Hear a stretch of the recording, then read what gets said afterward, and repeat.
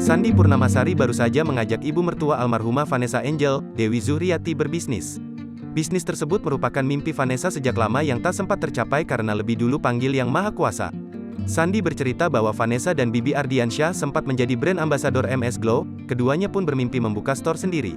Namun karena takdir membuat keduanya belum sempat membuka store sendiri, Dewi sebagai orang tua pun berusaha meneruskan cita-cita mereka.